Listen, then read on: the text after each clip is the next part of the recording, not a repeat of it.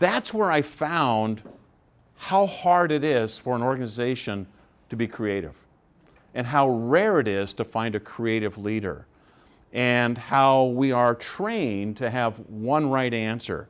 And it was just stunning to me. It was just absolutely stunning to me to encounter that, because I thought the world is so dynamic and changing. How can you be so calcified?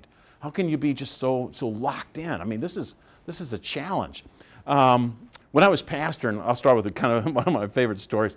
When I was pastor, a friend of mine was pastoring in North Missouri. And we sat down one day, it was in Fort Dodge, and I said, how's it been going? And he said, well, last year I got roped into something I wish I hadn't done. And I said, what was that? And he said, well, I got roped into being the camp pastor at the Bible camp, the church camp. I don't know if any of you have ever been to church camp or any kind of summer camps. You all get that. And I said, well, I mean, how hard could it be? He said, they gave me the toughest job of anybody at church camp. I said, what, juvenile delinquents? I mean, people with a rap sheet, What do you think about it? No, he said, no, they gave me the kids that were away from home for the very first time. And that's the most difficult job. I said, what'd you do? And he said, well, what I did is I had about 12 of them, and I got them off into a clearing, and we're sitting on a picnic table, kind of just chilling. I said, we're going to have a great time this week. I need you to have fun with me.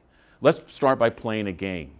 And so we started by playing this game, and it was a simple, dumb game. It was just, I'm going to think of something, you tell me what I'm thinking about. All right? So that's what we did.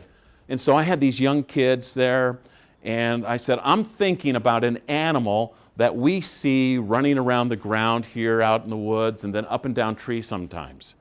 Can anybody tell me what I'm thinking about?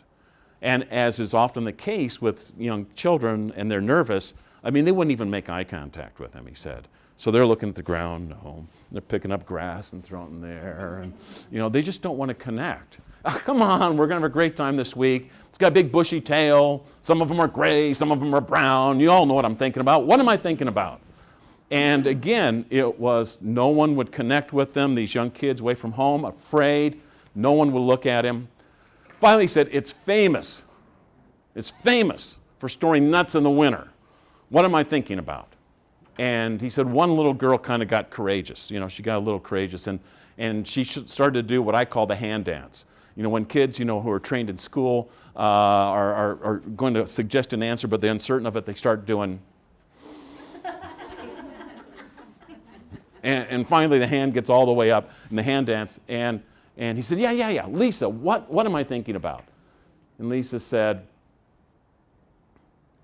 I think it's a squirrel, but I'm going to say Jesus anyhow. Now, the reason I start with that subject is that we typically work in organizational cultures which are so profoundly committed to the right answer that it does not matter what the reality is.